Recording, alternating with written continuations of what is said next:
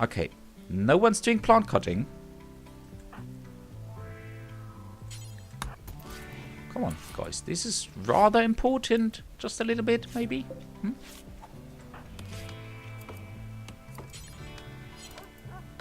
What?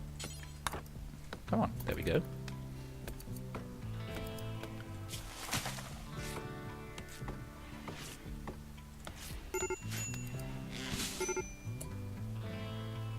What? Fallon is really annoyed by something. Oh, there we go. The Arctic wolf just succumbed to his many wounds that Morgan has caused him. Now Morgan is gonna feed us. That's nice, but this wolf is going to do so as well. So win-win situation for us, really. Okay, both are sleeping. Which one should I wake up? Green Bear is almost fully rested. Green Bear, please build this campfire. A thing that I have learned the hard way in this game is that to build a campfire you need to have construction 2 or 3 at least. So if you're at construction 1 or 0, you cannot build a campfire. Which means if you have a character who's really great at everything, he could perfectly survive on his own, but it's in winter, then this character will die. There's absolutely nothing you can do. You cannot build a heater, you cannot build a campfire. They will just freeze wherever they are. There is nothing you can do. It's so sad, really. And it's so weird. You can, for example, build a wall with 0. You can do that just fine, but you cannot build a campfire. And to be honest, I see that you need a little bit of skill, but a campfire, seriously, it's just... I mean, every raider can torch your entire base. They can just set everything on fire. But you need a skill of 3 to build a campfire. That I don't really understand that. That is also the reason why at least 2 or 3 of the colonists that I got after my base was completely annihilated. They just froze to death because they couldn't build a campfire. Yeah, I don't really have to tell you all these sad stories. None of these guys that attacked me are on my list. Nope, never heard of them. But yeah, that's just a bonus story. A really sad bonus story that I'm telling you. Oh yeah, one more thing before I forget is this. Come on. Right here, we are putting down our stockpile zone, our dumping stockpile zone.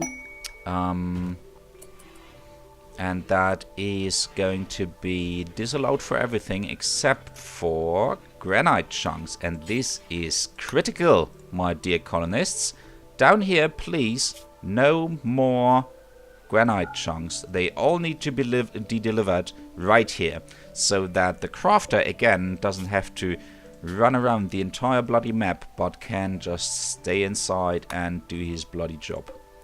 Also, please just drop it on the floor. You don't need to take it anywhere, because construction sites will be all over the place, and you can just drop it here and then the constructors will grab it.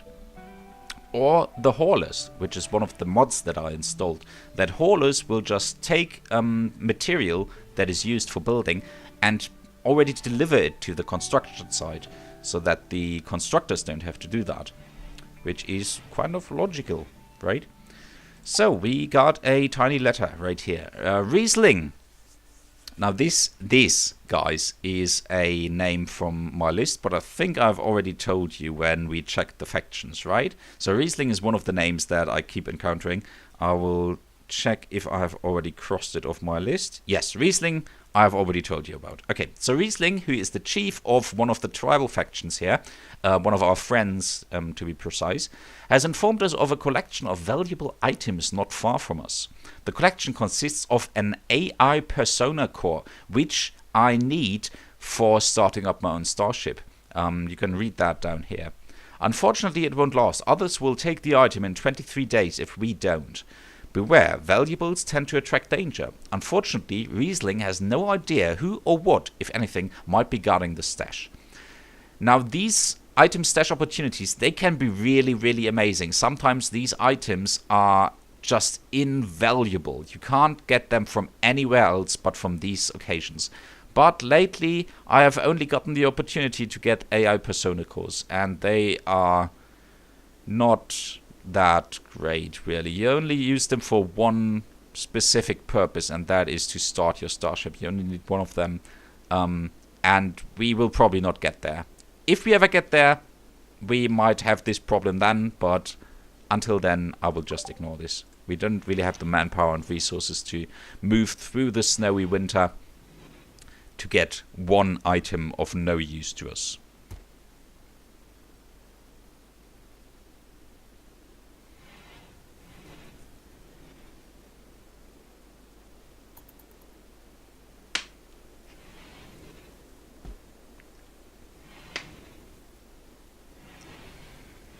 Okay, it's nice and cozy in here. Actually, it's a bit too hot inside. Boss will probably complain. No. Well, he's just ever so slightly comfortable. 29. Well, he's wearing a parka. I should probably make him strip and leave his pants so that he won't get the mood minus of being naked, unhappy nudity. Men only get that if they don't have pants. But the parka, I can show you, has insulation against heat minus 1.9. It's not plus. It doesn't give you plus. It gives you a minus.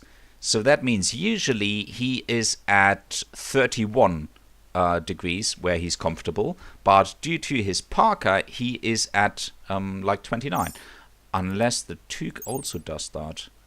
Yeah, the toque also does that. So if I take away these two items of clothing from him, he will feel comfortable even if the fire heats up this room above 30 degrees, which is why we're gonna strip him.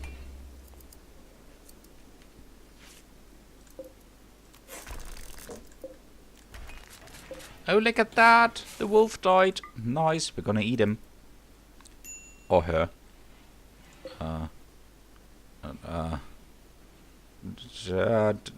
Doesn't say... Oh, there, male. Okay, we're gonna eat him.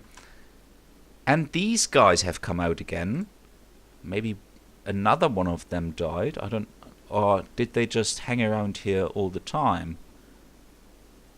I don't know about that.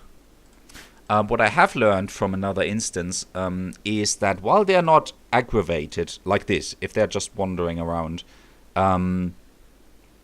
they will, let me think how to phrase this, they will not attack you unless you are passing directly by them in an adjacent spot.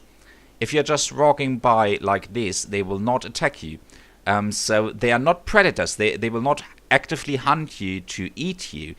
They will just be here, and if they go hungry, they will just starve. They, unlike wolves who start hunting and killing you and eating you, these will just starve. So that's fine. But if you are going by a wolf, then they won't attack you. So that's a difference that you have to keep in mind. I can just keep on working right now with these bugs close by, and nothing will happen to me unless I go by really closely and they start snapping at me. And I just noticed that there's some heal root around about. Oh, look at these two muffalos. You know what? I will try. They are moving, so it might be they are trying to leave the map.